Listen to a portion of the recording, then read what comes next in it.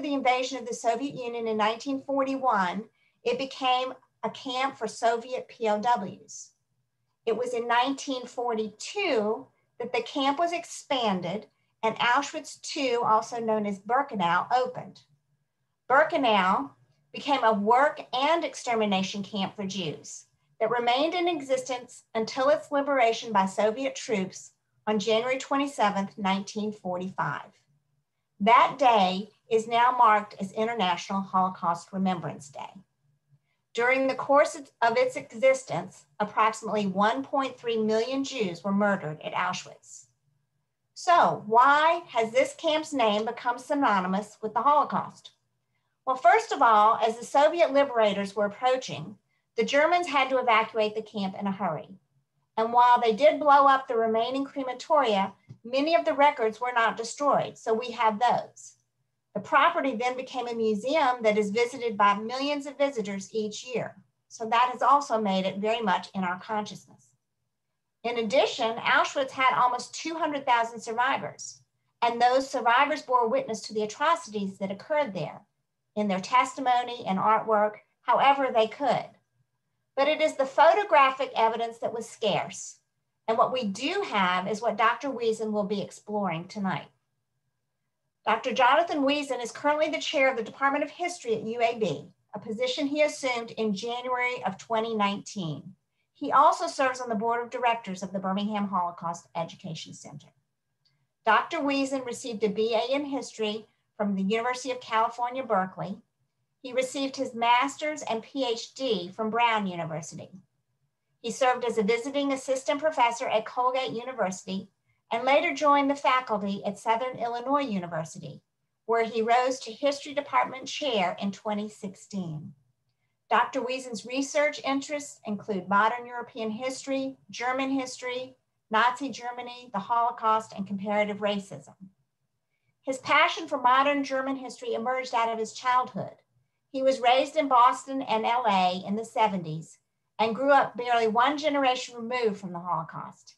He met many Germans who had immigrated to the US after World War II and was fascinated by the contrast between the kind people who came into his family home and his growing historical knowledge of their country of origin. We all would not be here tonight if we did not share his passion for this history. So with that, let's welcome Dr. Jonathan Wiesen. Thank you so much, Anne. Can you hear me? Yes. Wonderful. That's a really very kind introduction, and I very much appreciate your continued support and the support of the BHEC in putting on this programming, in this case, the Holocaust in Focus.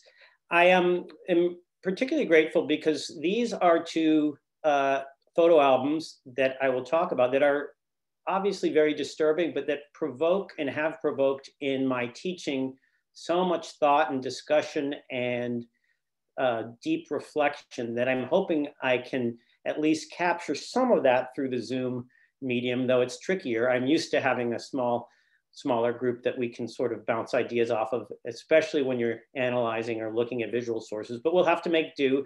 And then hopefully not this time next year, we will at least have some hybrid version of BHEC programming. But thank you so much. I do want to start indeed by going right here to this image of two photo albums, which are from the same time period. And I'm going to go through each of them sort of individually, but they are from the summer of 1944. This was a time when Auschwitz, as Anne mentioned, was working at full steam with Hungarian Jews deported in rapid order. And what these two photo albums have given us are some of the most iconic images of the Holocaust. The Auschwitz photo album taken in May, June, and July, which I'll show you, of Hungarian Jews having been sent to Auschwitz to be killed and or be there first as forced laborers. And then an album that was found, was turned over to the United States Holocaust Memorial Museum in 2007. So we're going to look at this and ask, by virtue of my title here, what can we learn about perpetrators and victims? This is not about photographic analysis per se. I'm not a photo historian. I make use of photos in a way that scholars of media would probably find horrifying, just as I do the same with film probably in my classes. As a historian, I am using them somewhat more for information and analysis of deeper questions than formal issues. But first, I will say, just to build on what Anne Mullengarden mentioned, that we obviously have Auschwitz as the metonym or symbol of the Holocaust. 6 million Jews died.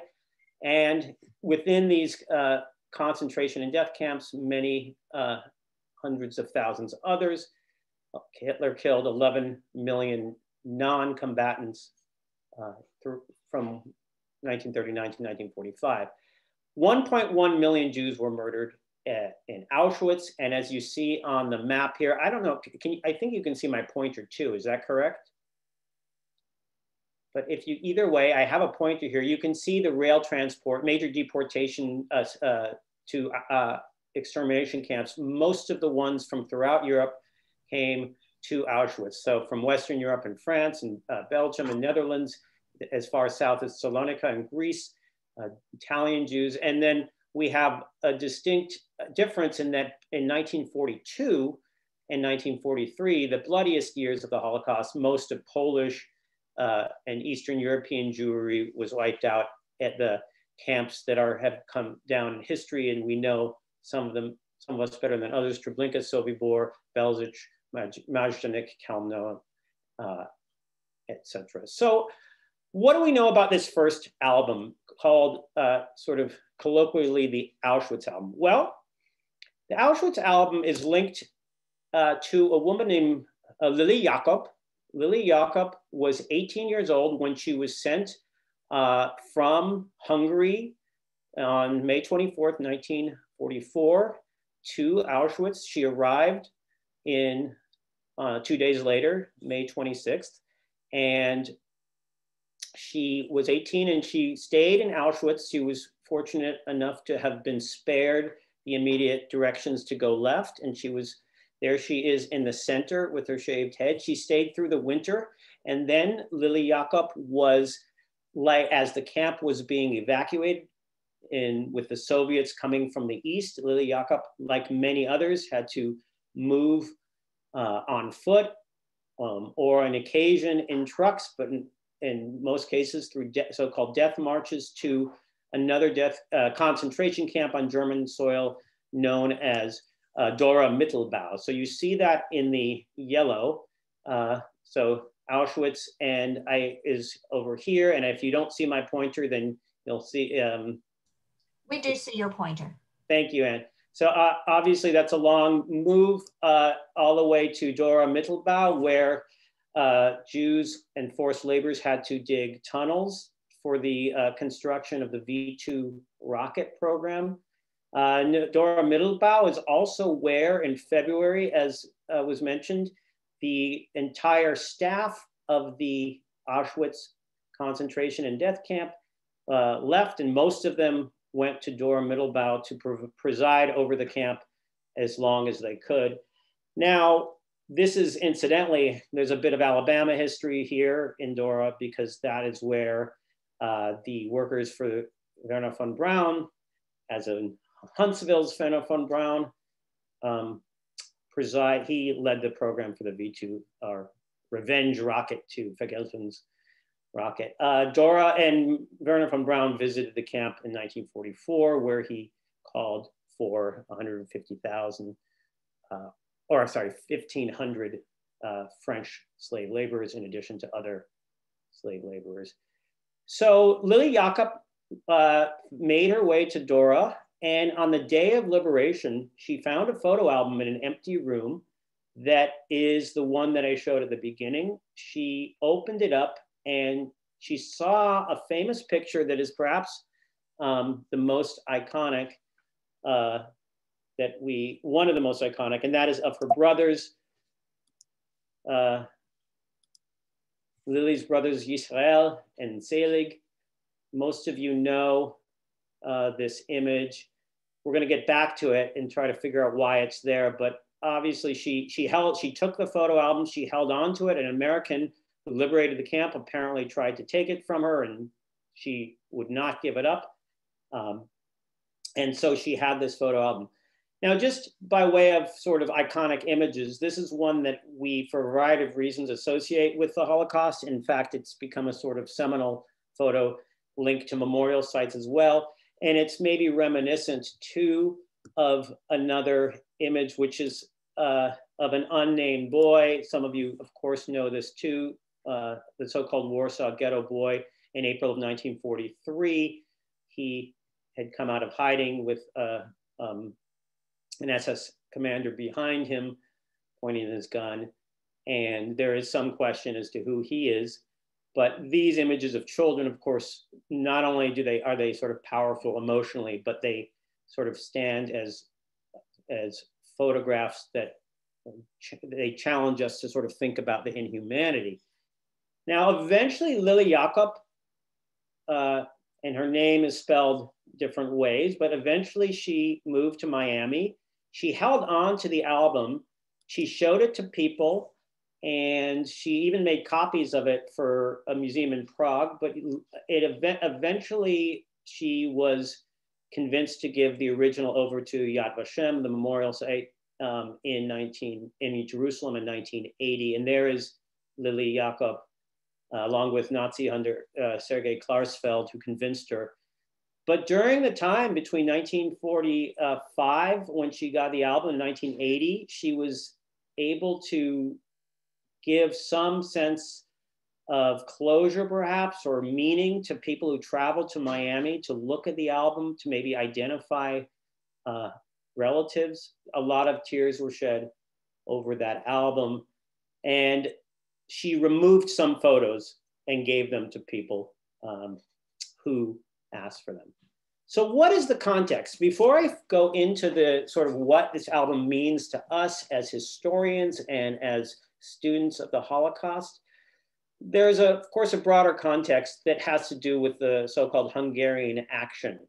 And this is this incredibly tragic period that, for all I know, some of you here listening or watching may have certainly family, or you yourself possibly have been linked to, because it was such a sort of brutal turn at the end of the war, especially in a country, Hungary, where Jews, while having been suffered under increasing anti-Semitism, were spared at least until 1944 in Hungary. So briefly, what happened was that as the allies to Nazis, Hungary had been sort of on its own for a while. Nazis had been pressing since 1943 for Hungary to take care of its Jews. It became less tenable. It wasn't going to happen unless the Nazis invaded. As they saw their war efforts collapse, they stepped up their desire to make Europe Jew-free, and they sent deportation expert SS Adolf Eichmann to Budapest to organize what he called the Hungarian action. There was some dispute because Himmler, SS Reichsführer Himmler, wanted to send Jews to work back in Germany, but Germany itself did not, it proclaimed itself Jew-free, more or less. So there was a general sense that fewer and fewer Jewish workers from Hungary would go to Germany proper, and more would go to Auschwitz. What we see in this summer, and that these photos will document, is the deportation of over 450,000 Hungarian Jews in less than 6 weeks to Auschwitz, where more than 320,000 of them were murdered in about 57 days. In Hungary, the Nazis invaded in March of 1944. They then, let me just move my slide. They then quickly forced the Jewish Star in a matter of days on Jews. They set up over 200 ghettos and transportation camps that would then begin with the eager participation of Hungarian gendarmes. They would be moving Jews very quickly to 500 or so miles north from the various deportation stations in the Hungarian countryside to Auschwitz. And importantly, at the moment, the several 100,000 Jews in the capital of Budapest were spared. So this was a action on the countryside. That now Hungary is a bit confusing, and this is where, when we're tracing potentially our relatives where they're from, you can at one moment here Czechoslovakia, one moment here Ukraine, one moment here Carpathia or Hungary, but here you have a general area. This is present, some of the Jews that we're talking about, a lot of them, including Lilly Jacobs, came from this area right around here, which was the Subcarpathian Mountains, or Carpathian Rus. And this all became part of Hungary, as in this map here in 1939. All right. The photo album itself, the one that Lilly Jacobs clutched in her arms in Dora Mittelbau in February of 1945, actually later, a little bit later, they came to the camp in 1945. This is the cover. And then we have the first pages. So this has prompted us to ask, what is this album about? So you see one image is missing, but a few things strike us obviously right away. There is the wording, arrival of a transport train. Actually, let me go back a little bit and give you the official title of the album, which is not listed here, but it's clear inside. Umsiedlung der Juden aus Ungarn, resettlement of Jews from Hungary. Notice the euphemisms.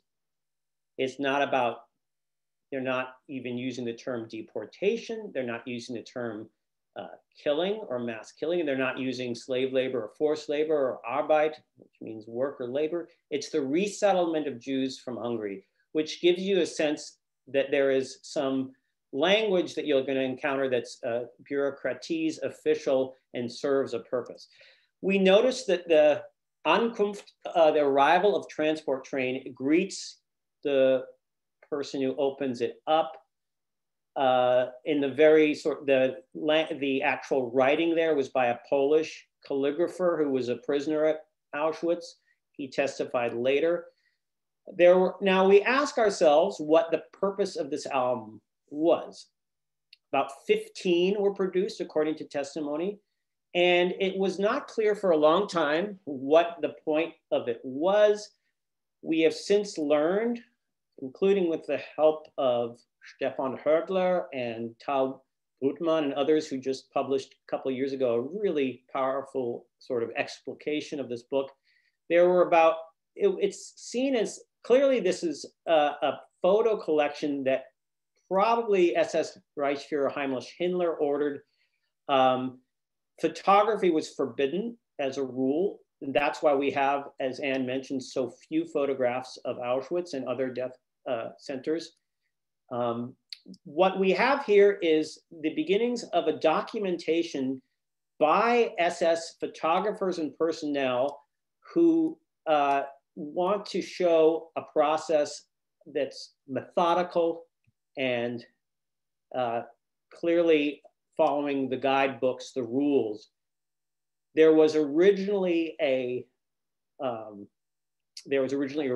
report that attended these 15 copies, but that has gone missing, which is distinct from the sort of similar type of documentation books for the Nazi elite made at the different death camps in Poland, where the reports survive, but the photo books are gone. Now, that doesn't mean they're not still around. One can imagine perhaps that they still exist in somebody's family attic or basement. And so this gives you a sense of where we might have more documentation coming. But the most striking image is of the first page. The first photo is, let's see, my advance is not always working. There it is.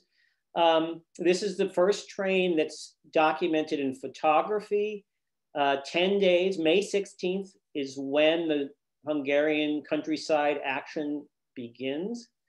But 10 days later, on May 26th, the photography begins. Clearly, there have been 10 days in which there's been time for the staff to organize this before the photographs come out, photographers come out. This is a transport with Lilly Jacobs. May 26th, it arrived at 1:50 p.m. with 2,602 Jews. Now, what's interesting about this, and this colors our sense of how maybe Auschwitz appears in movies and in other forms of popular and documentary culture, is that this is a daytime arrival. Most transports throughout World War II arrived at night, and that was for a specific reason. That's because at night, people in the attached slave labor camps, which held hundreds of thousands of people at one time, or up to 100,000 at one time, these could actually have, people would be asleep there. So now I have to click, I think I misspoke about my numbers, so don't I have to figure out whether I was speaking aggregate or not. But either way, most came at night so that there would be less chaos, less distraction. People were held to in their bunks and bunkers. We begin to see, though, in this photo album, what's interesting is that the photos that follow are not in any way linked to a prior photo. So we have about 4 different deportations that arrive, deportations from which they drew photos, and then numerous others over the course of the summer that will make up the rest of the pages. But in these early photos, we can see some of the motifs already in place that indicate why this album was made.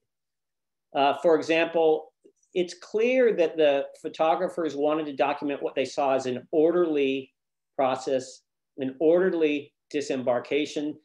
And this was very important to people like Heinrich Himmler and especially Eichmann, who was in charge of deportations throughout Europe, first in Vienna and then in Prague, and now and then across Europe, and now based in Budapest.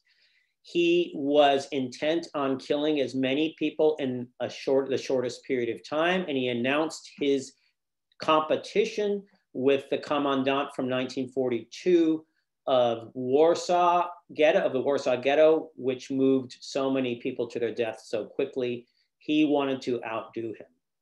So there was a mandate at this point to move as many people into both the slave labor section of Auschwitz-Birkenau and to the gas chambers as is possible. And in his first image, you get to see something that in some ways has left us with a sense, I think correctly, that some of the photos are staged. So if you actually look at the testimony of Hungarian Jews, for example, not Primo Levi, but Elie Wiesel, who came in May of 1944 as well on a transport, and others, we get a sense that this sort of orderly disembarkation where there are no dogs and no whip-wielding sort of capos there is not necessarily the exception, but we have many different forms of arrival. But this one has been chosen, and we have to keep in mind that these are chosen for these albums because it indicates something to the photographers. Now, we don't know specifically who ordered the number of photos, who put them in order. That much we don't have. But we do know the photographers, which I'll say a little bit about in a moment. But here, of course, you do have the sense that people are stepping off. They are cattle cars, but we do not get an image of what's the suffering that probably took place within these freight cars and cattle cars. We begin to ask ourselves why certain photos are taken. And here I will pause at certain points to share with you, ask you to share with me, but what's striking here again is that if you're sending a report to the higher ups in the SS, you want to show everything moving smoothly. So, for example, you also want to show that the ruse, that is to say, the ability to keep the settlers, quote unquote, calm and working with you, you want to show that that's also working well. So, for example, it's obvious that if anybody knew what was in store for them, they would know that those bundles would not be kept. And certainly there had been rumors, a lot of them by 1944, of what was in store, though I think most people believe that the Hungarians who came did not necessarily know the details of mass gassing. So you have over here people sort of tying up, they're being given a moment. Here you have the kind of prisoner work crew. They're being given a moment to tie up their bundles and get ready for their new lives. Now, Anne, at any point, you might use your you can choose if there are questions in the section, I can go back to, in the sort of chat section, I can go back and you can jump in at any point and sort of say, go back to a slide, but I might, so yeah, use your discretion. Okay, okay. All right, so where is this all taking place? So this is very important for our understanding of a little bit about the Auschwitz camp history. Part of the Hungarian action entailed to make things move as quickly to exterminate as many Jews as possible. The camp was ordered to move the original depot where Jews disembarked, which was right down here in the south, sorry, that's north, in the southeast, and to build a new ramp right along here. So these are the gas chambers. This is crematoria 2 and 3, and then 4 and 5. And this is where the famous gate is. If some of you have been to Poland or to Auschwitz, you know where that gate is. The train now, with a new ramp almost completed by May 15th, you have the trains pulling into here, much closer to the gas chambers. Earlier, there would be continued truck transport. To make this work, the SS brought back the former commandant of Auschwitz, Rudolf Höss, not Rudolf Hess. As some of you know, Rudolf Hess was one of Hitler's deputies who flew to Britain to try to make a separate peace. But this was a massive undertaking that demanded that people from some of the experts in mass killing and managing of camps arrive in May of 1944 without officially being there, and we'll talk about that, to manage this mass killing operation. Here are some aerial photographs of the same section. I turned it to the left because it was to sort of make it parallel to this. There is the camp. The trains now pull into here with the new ramp almost complete. This was taken, a number of aerial photos were taken, as some of you know, by the British, the Americans, and the South African reconnaissance planes, which has led to this day to a debate about why Roosevelt and the Allies did not bomb the tracks leading up to Auschwitz. Would it have made a difference? But certainly the Allies knew just about everything you could know about that year, shy of a year before the end of World War II. All right. So how do we know these are Hungarian Jews? So if you get a photo album, you obviously have to look closely, and it's been studied still to this day. And a lot of information is coming out now because you could presume, if it's the summer of 1944, and that much I think was known for a long time, especially with Lilly Jacobs' own story and her seeing her brothers, you could presume still that there are people coming from other parts of Europe. So for example, during this May in June and July, there were Jews from the Drancy camp. Some 75,000 French Jews were sent to Auschwitz. There were still some Dutch Jews as well, and Jews from the so-called model ghetto camp of Theresienstadt or Theresien in 1944. Again, most Jews had been killed already in both the death camps or in the open killing fields of Eastern Europe. So the reason, the reason we know these are all Jews from Hungary is because of the stars. If they had been from France, you would have seen the word Juif for Jew, or Jood in Dutch, etc. But what Tal Brutman and Stefan Herdler and others have done is they've looked closely at the stars, and they understand them to be a product of the very late, rather haphazard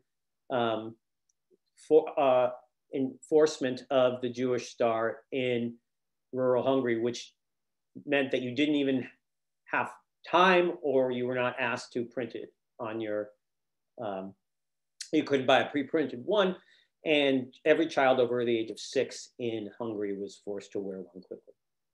Now, this doesn't mean that every Jew on these transport was Hungarian, and here we get into sort of difficult questions of ethnicity, but Hungary, of course, was, because it had been, after the loss of Czechoslovakia, it's being dismembered after World War I and the invasion of certain territories by Nazi ally Hungary. We have all sorts of areas here. So you might have, for example, Ukrainian Jews.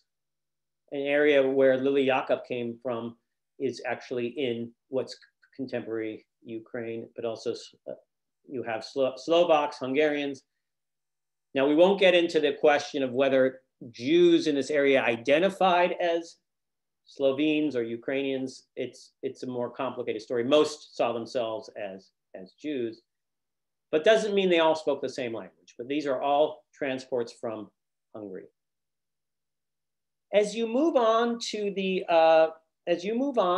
in the photo album, you start to see certain divisions. And one of the most distressing things that we're all too used to, of course, is the sort of euphemism, the language of sorting, Aussortierung. So this is what we're talking about. This is the selection. This is the getting ready for selection for men and women. And for those of you who know German, Aussortieren means sorting through or sorting out, culling, weeding out, separating out. But of course, it doesn't say anything more than that. And the people for whom this album was made wouldn't need any more. They don't need to be told what Aussortierung means.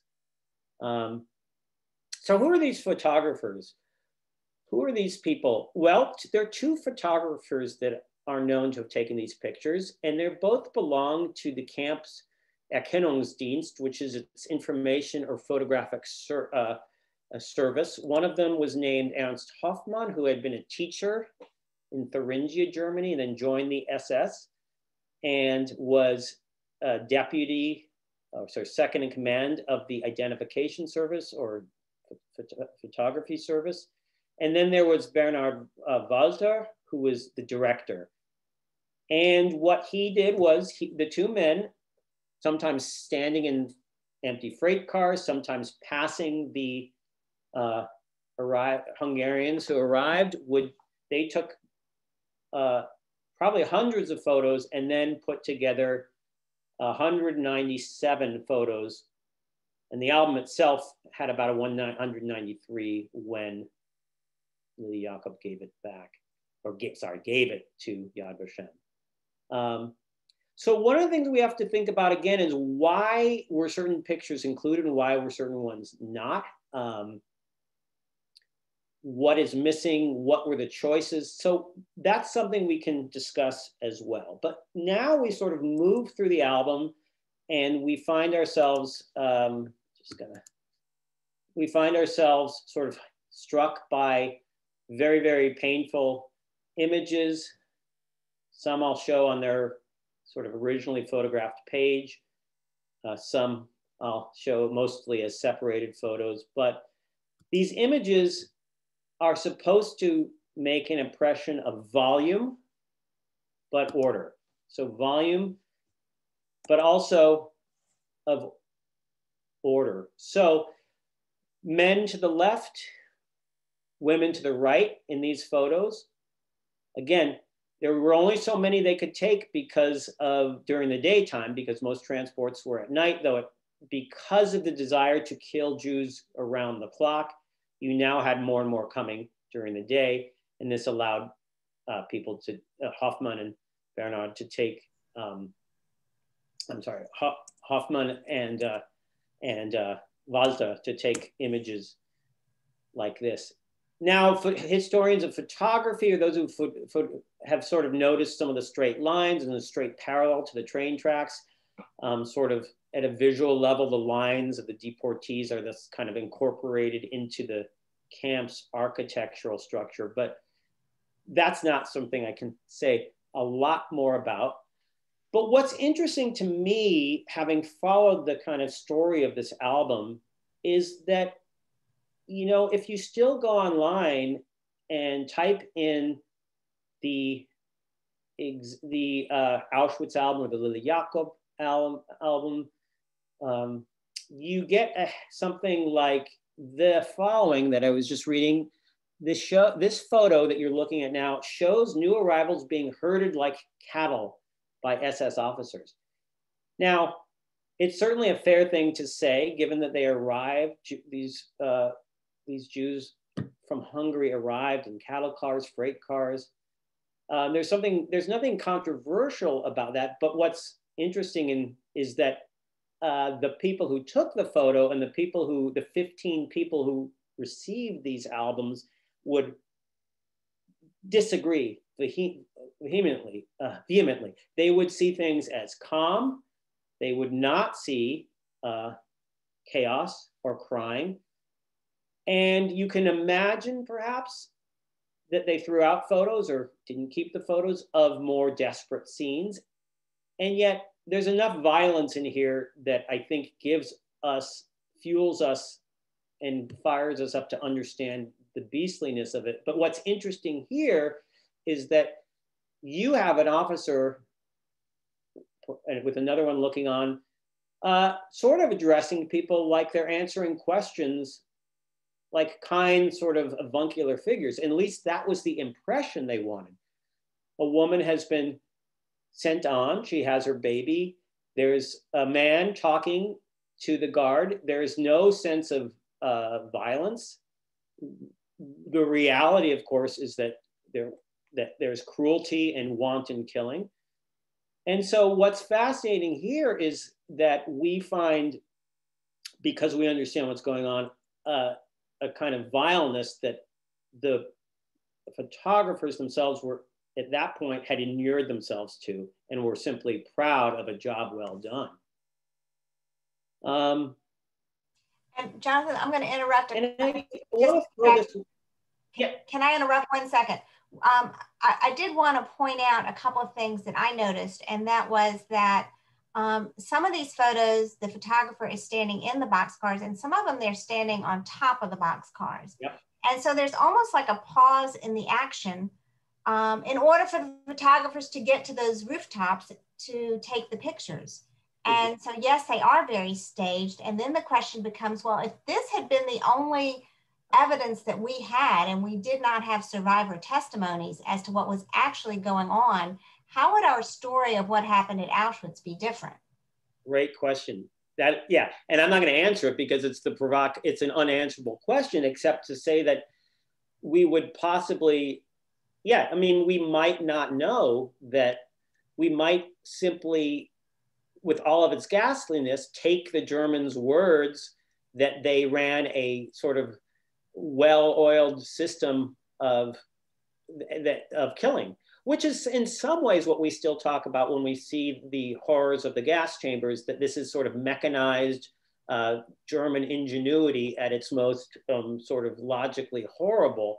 And yet you're absolutely right. They have to stop the action. They climb up on ladders and boxcars, and pose in front of and stand in front of death of lines of people. So let's look at this one for. Hold on one second. I do have a question. Go back to this one a second. Someone asked, is the smoke in the background from the crematoria? Not yet. I will show you ones that are, but no, that is behind. Or this is the rail. This is the train tracks behind them. I'm not sure whether that's clouds or smoke, but we are going to get to that, which is in and of itself interesting, I think, because. And then I have one more question someone has asked. If these photos were taken for reports, how is it that they did not get destroyed? Okay. Oh, thank you. I'm glad you mentioned it. So when I actually had it in my brain to do it. So what was important is that when Auschwitz was abandoned in January and February, as Jews were sent in their death marches, all of the commandant, the leadership, they both, they brought their, they destroyed a lot of damning evidence.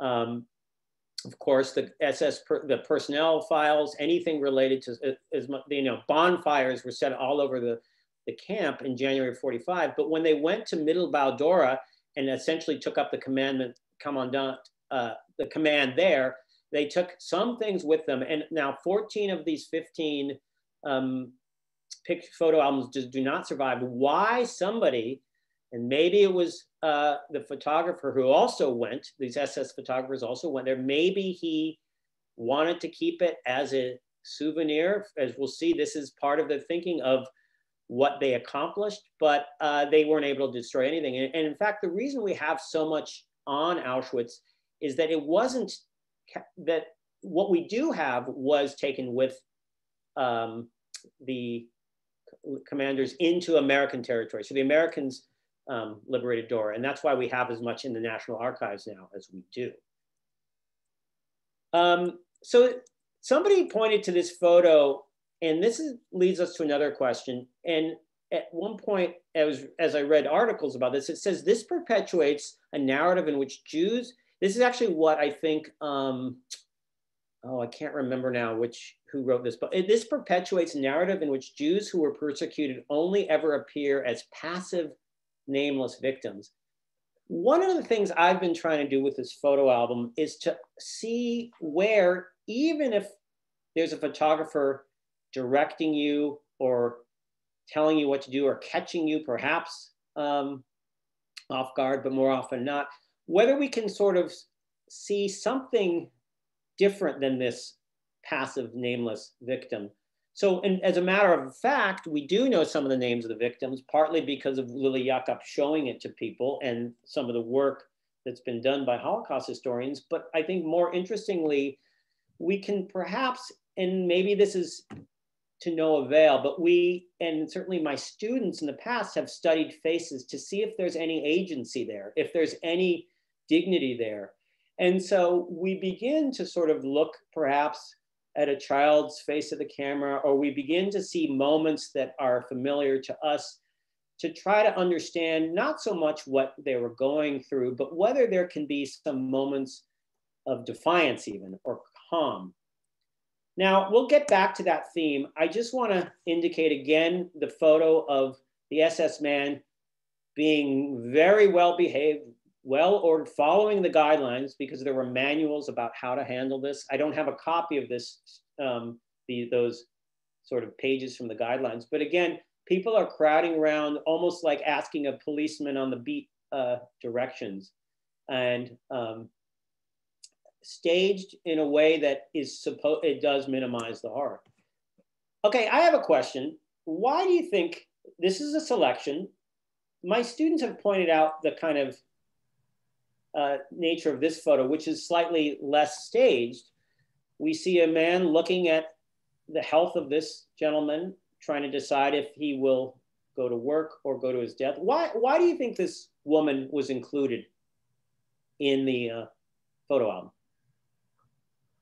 And again, I know that not everyone types quickly in a chat box, on Zoom, in a pandemic, but but I have my theories. So someone says she's sort of walking by, not looking, and she's not looking like there's nothing wrong. She's looking like there's nothing wrong?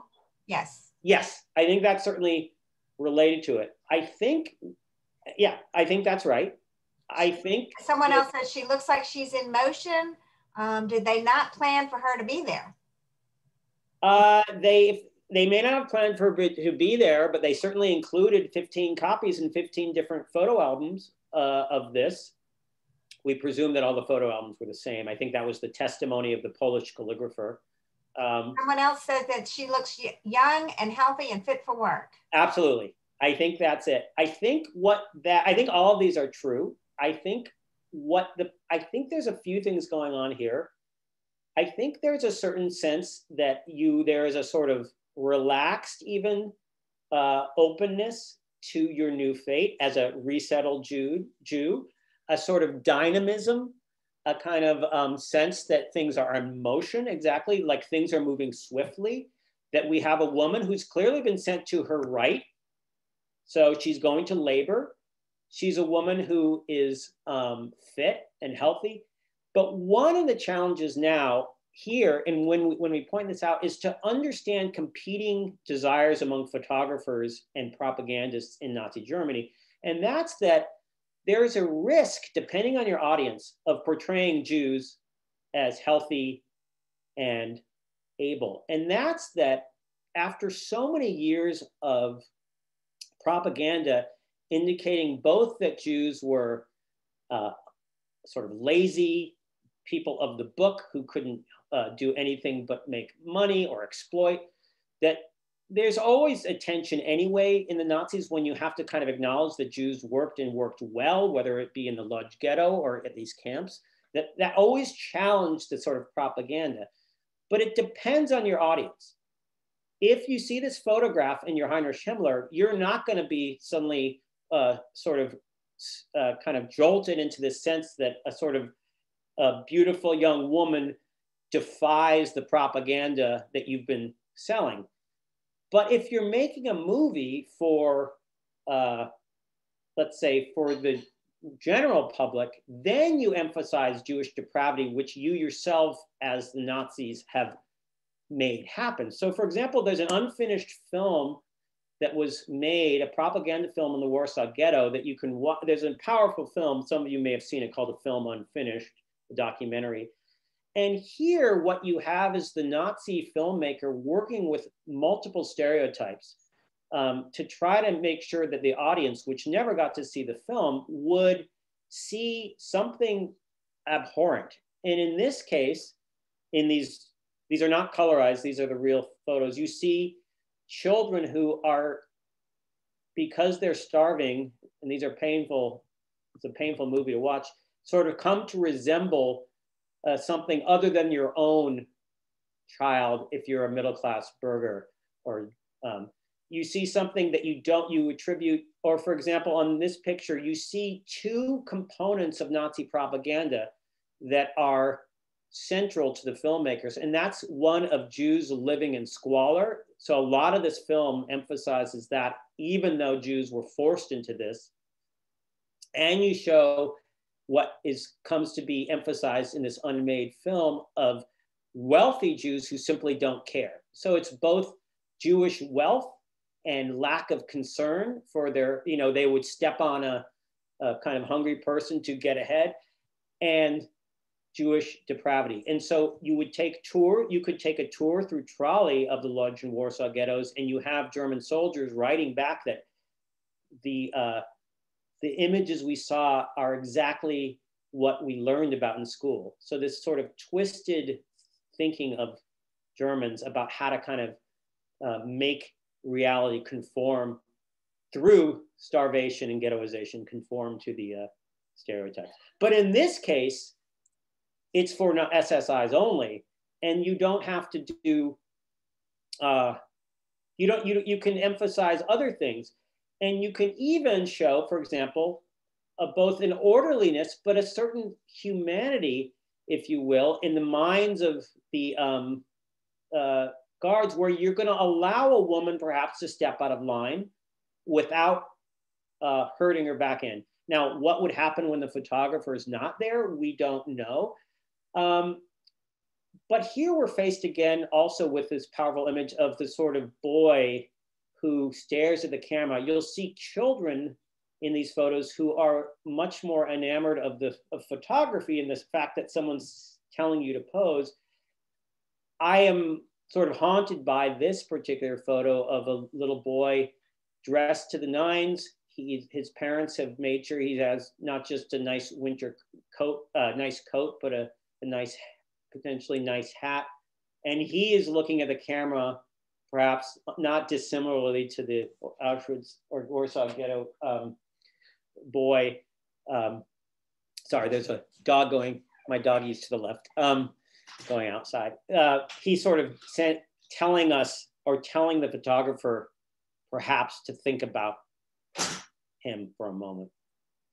But again, there's healthy women off to labor. This is part of the propaganda or the sort of image that, and keep in mind that these are people who want to be promoted. They have every intent on proving that the Hungarian operation is going well. So for example, these women, presumably again, having sent to the right, they're not even being followed or by SS men. They're presumably heading off to join up with other women who will find freedom through work. Let me just, it's okay. You can leave the dog here. Okay. And so another picture that's iconic here, and my students are always drawn to this. Well, actually, let me ask you, we have some time. Why do you think students might be drawn to this one? Well, someone commented that if it was summer, they wore everything they had. So you see multiple layers. Yeah. And you see multiple generations. Yes, definitely. I think that's it. I think it captures everything from the young boy to the old man. Preparing for a trip, wear that jacket so you can carry something else perhaps. Wear everything yes, there's a shirt, a sweater. I think actually, interestingly, for the 18-year-olds that I teach, there's something about this boy and perhaps his grandpa that he is hardy. He is probably, he has lived a good enough life in his village where he is strong. And it reminds some students of themselves, some male students. And I think there's something about this boy that is powerful. And you have to wonder what they're looking at.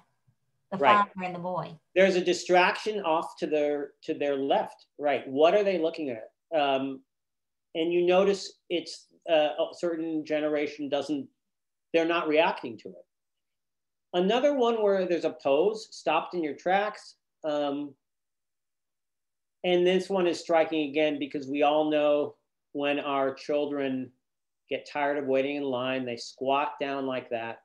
And again, it brings the humanity, and whether or not this is more tragic or more, I mean, the whole thing is tragic, but by relating to it, we emotionally connect with it in powerful ways.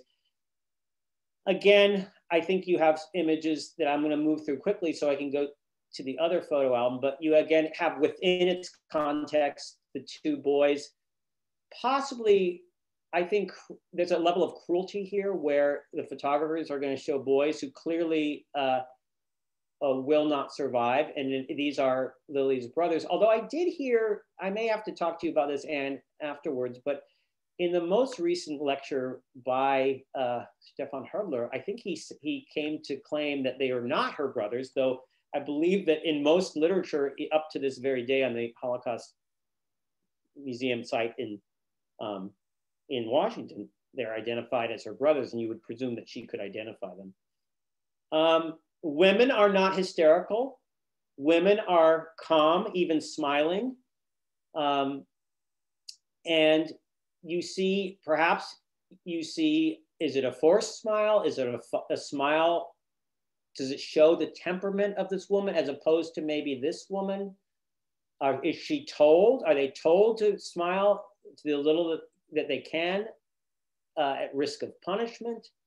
Probably not, because that would disrupt the order. A little girl with her spoon. These are all kind of, again, though, they're staged in that you have to stop traffic. You notice they don't say after the head shaving, they don't even show that. It's the delousing, the kind of sense that Jews necessarily are arriving with lice. Women as well, strong, orderly women given good clothes. We don't see a lot of the Auschwitz camp itself. This is not an Auschwitz photo album, it's a Hungarian action album, but women are here walking into the labor area. A Jewish star falling over, but held up with a safety pin for fear that you would be in trouble if you didn't wear your star. Was that safety pin left over from in the ghetto and the deportation station? Probably. Just a few more pictures. Women with shaved heads. Now, I haven't done, you notice again too, they're stopped here. The women's leg, it's a pose. Their women are, their legs are stiff. There is something about being told to pose anyway. For example, in the Lodz ghetto, we have these color photos, some by Heinrich Ross, which is that part of the discussion, the Ross photos, Anne, this year? I can't remember. No, we're not getting to that this year. In any case, you can see that people are smiling. Some of these are Jewish photographers, some are not, but they are feeling, it gives a sense that life was filled with the ups and downs. Staying busy in Lodz, the longest ghetto that was in existence. But then you have the sort of inscrutable photos of the men who are sort of warning generations not to believe anything they hear. I do want to show, these are perhaps the most distressing in that we see now walking to the gas, these are unfit for work, people so-called unfit for work who are walking to the gas chambers. This is a famous photo. And then you have, in the aerial photographers, photographs you actually have in May, this is in August, after the Hungarian action was resumed after a pause, a group of on their way to the gas chambers. So you can identify it, the trains on their way to crematorium 2 or 3. So this is how much people knew at the time. Perhaps the cruelest images are those taken in the so-called Grove, because the gas chambers were so filled. This is near 4 and 5. People had to wait outside for their turn in the crematorium. So there's an area, this is gas chambers 4 and 5. This area was known as the Grove. And the Nazis make it seem like it's almost like a picnic. So these people do not clearly know that they are going to meet their deaths in a matter of minutes. But why show this child? Again, maybe I'll stop here. Why this child? What do you gain?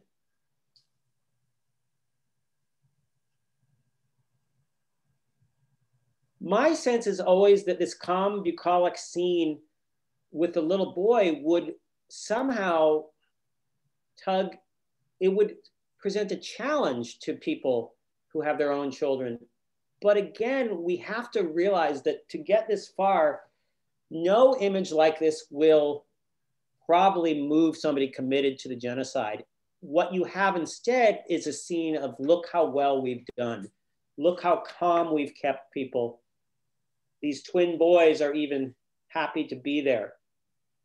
Dare we say we've kept this process as quote unquote humane as possible. This is a word that some Nazis used, as barbaric as it sounds. But we never see the violence per se of the death chambers. We simply then move on to effects, personal effects. Notice it's simply effects, not persönliche Gegenstände, personal objects. Again, what everybody is left, they've been told to bring enough to resettle with, but you have now the orderly system of German efficiency as the trucks arrive, and the so-called Canada crew, Canada named after the people who had the prisoners who had the cushier job, like in Canada, perhaps, as it was seen. Canada was set up as a kind of comfortable place, who would simply, they would be able to take this, they would take this material to the warehouses and they would be stored. Now I want to, before I move to the Höcker album, I want to focus on a few photos that have been selected by me and others for what you can see as the kind of playful cruelty of the SS. And I'm sure you know this one, Anne and others, but this is a particularly painful one. This is on the Grove, and it's right near a little pond. So if you look at this pond right here, right near Auschwitz 4, crematorium 4, if you look, I have to move backward, I'm sorry.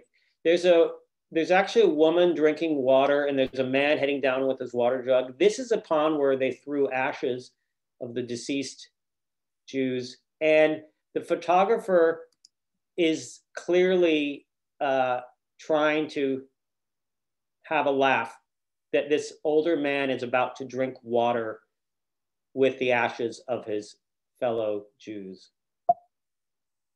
We then also see a staged photo where they're being led unknowingly to gas chamber 3. They're pausing. We know the names of the people here. One of them this woman shares the name Hoffman as the photographer. The photographer is sitting across from,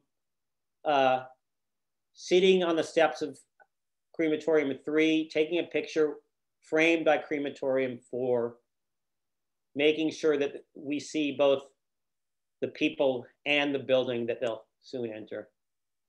Someone asked about the smoke behind the Canada warehouses. This is, you can see smoke here. That's the smoke of crematorium 4 and 5. Someone commented on how many photos of children. Could you give an explanation for that? You know, I can't, except in the cruelest of ways. I can only say that part of the system of genocide that the Nazis spoke about, developed, was almost more focused on, they focused on the killing of elderly because they're not useful, but they focused on the killing of young people because they were the seeds of a new generation. And I can only imagine that the kind of cruelty with which they post these sort of cherubic faces is tied to the fact that they're showing their bosses that they're getting the job done in the most sort of skillful way possible. And they did not have photos of those who were selected for work, really, going into the camp and being processed to work. They left that whole part of the process out. Yeah, they left it out, and I forgot what the reason was. I mean, I think that you'll have later some images, but yeah, you don't, it's almost like they want to show in summer of 1944 what's really important to them. And that's that they know they're losing the war.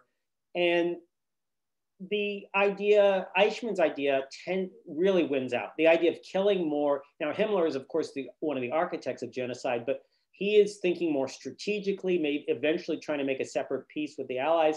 And he's thinking more about sort of labor at this point, whereas Eichmann is thinking about this. This is a photo that's not, I think it was taken from the original photo album, but this shows, again, somebody having a laugh as they persuade their relative to follow them into the gas chamber. I'll end with simply one picture that's striking from this, and that's both the, this is, well, hold on one sec. This is an image of a woman sticking her tongue out. Another image, perhaps of a woman crying, but more likely covering her mouth from the smell. Again, the agency, what I like to see someone sticking her tongue out at the photographer because her eyes meet the photographer's in the last moments of her life, perhaps.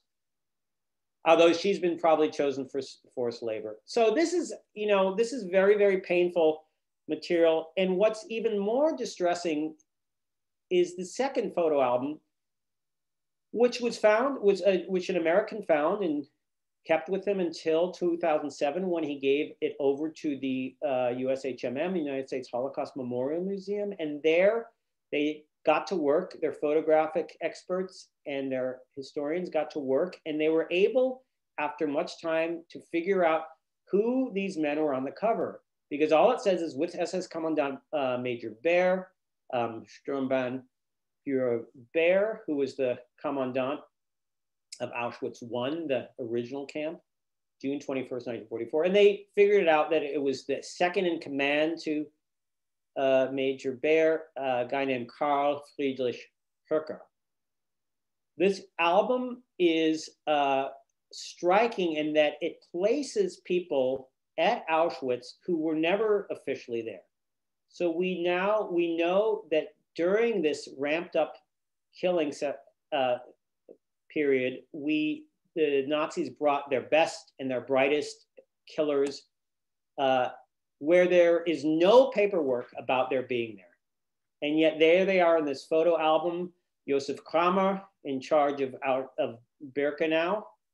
He went on to Bergen-Belsen, where Anne Frank, and became commander there, where Anne Frank was. There's Dr. Mengele, some of the only photos of Mengele at Auschwitz, the cruel doctor who did useless experiments on people.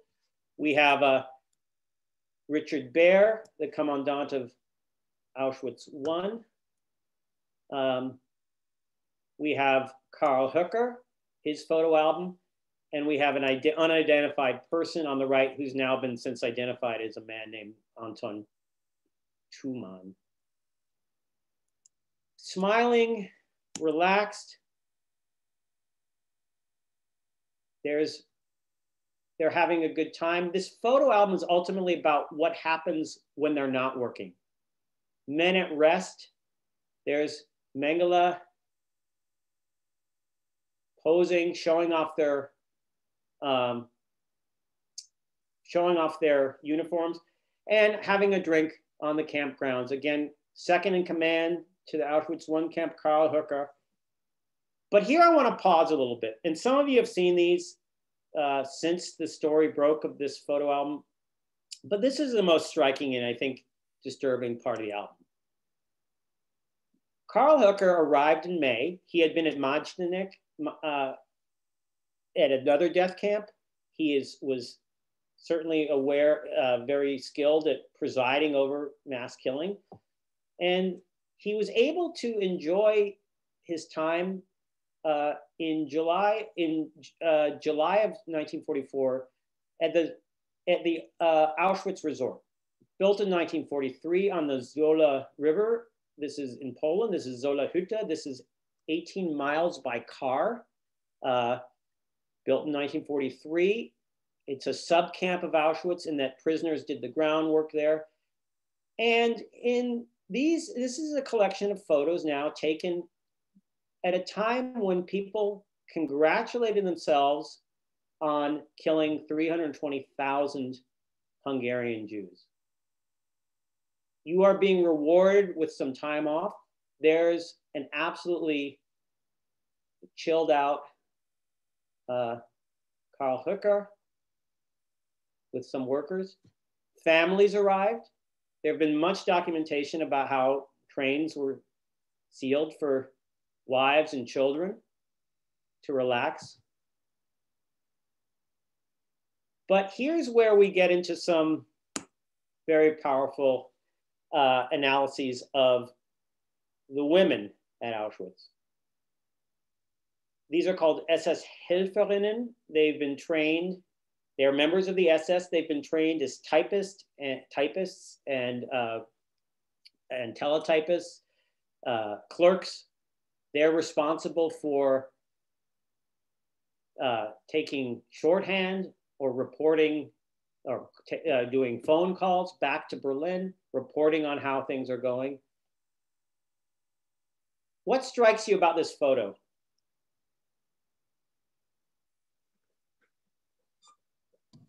The guy playing the accordion. What about him? The sheer joy. He's having a great time. Yeah, actually, voices work here too. Sheer joy. He's having a ball.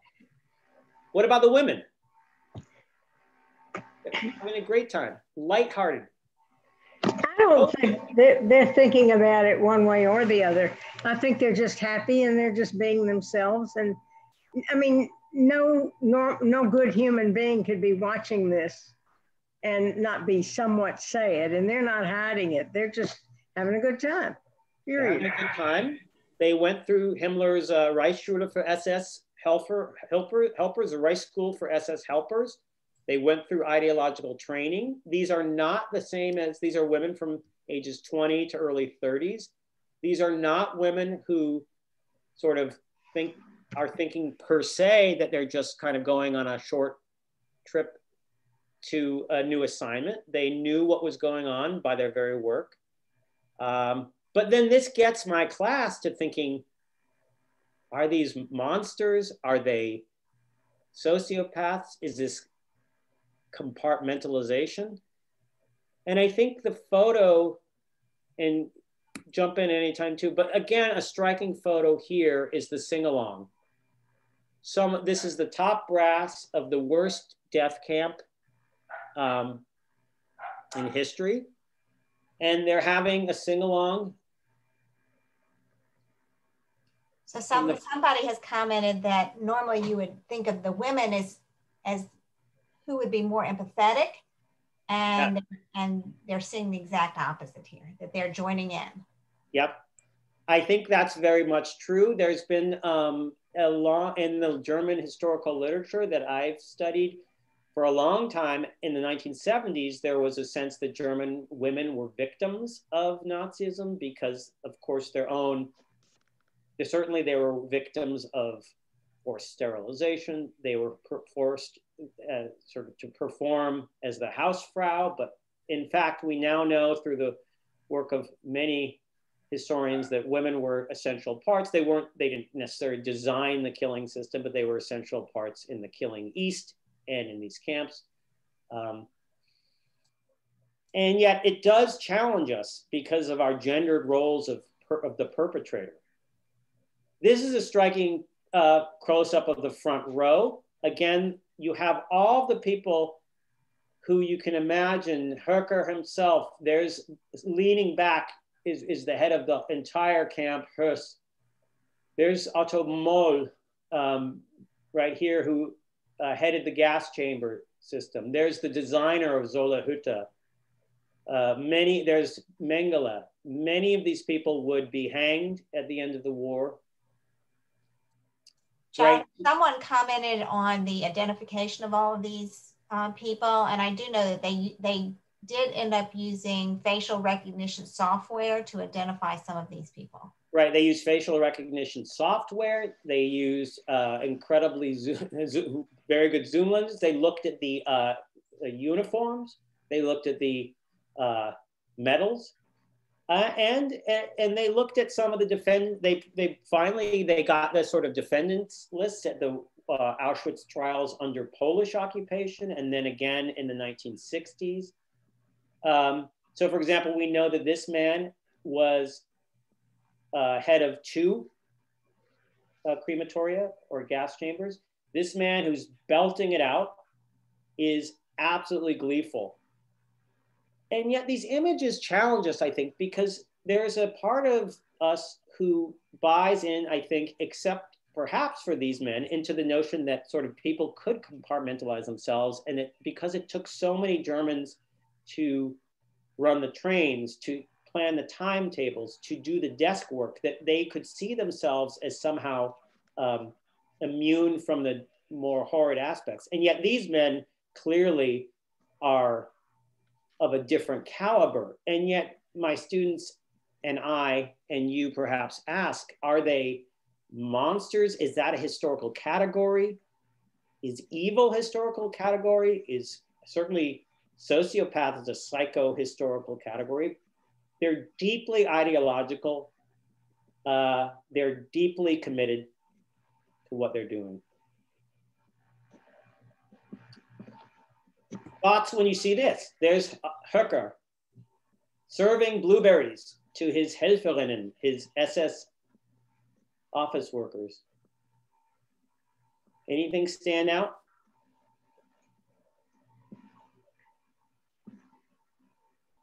Notice that there's somebody chilling out here. Yes? Okay, well, we move ahead. There's a whole series. Carl Höcker was quite the gentleman, both serving the strawberries and then joining in as people pose. Again, there's the accordion. You'll never look at accordion the same way again. But one of the more striking images, like summer camp. Yeah, exactly. Yeah, it's like summer camp, 18 miles south. This one is striking. Okay, what is going on here? Can you tell what's going on with this woman? There's her bowl. She's mugging. She's saying, I ran out of strawberries. She's pretending to cry. She is doing what we would do at summer camp. And so this makes it that much more chilling because it is not an image of violence, yet it's an extraordinarily violent image. It's not an image of killing, but it's an image of human beings who have the capacity to smile, and they have the capacity to pretend that they want more blueberries, and yet they will return in the next couple days to their offices where they will take shorthand from the very men who are working to kill the Jews that we saw in the first album. I ask my students sometimes to pick out a photo from the so-called Höcker, Carl Friedrich Höcker album and talk about it. And they often pick one of Höcker and his dog.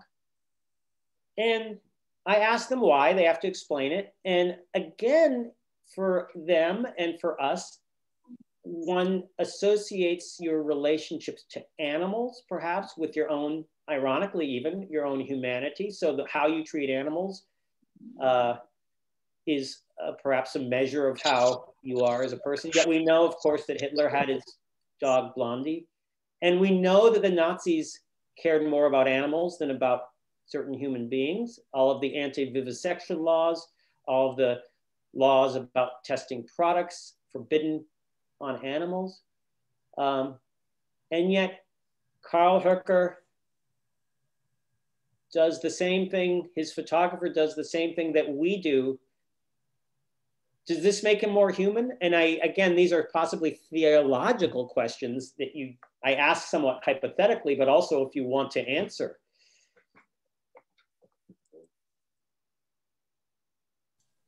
One that really upsets our students is Höcker. In Christmas 1944, the Soviets are moving in.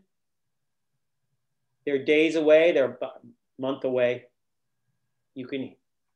It's all but over, and yet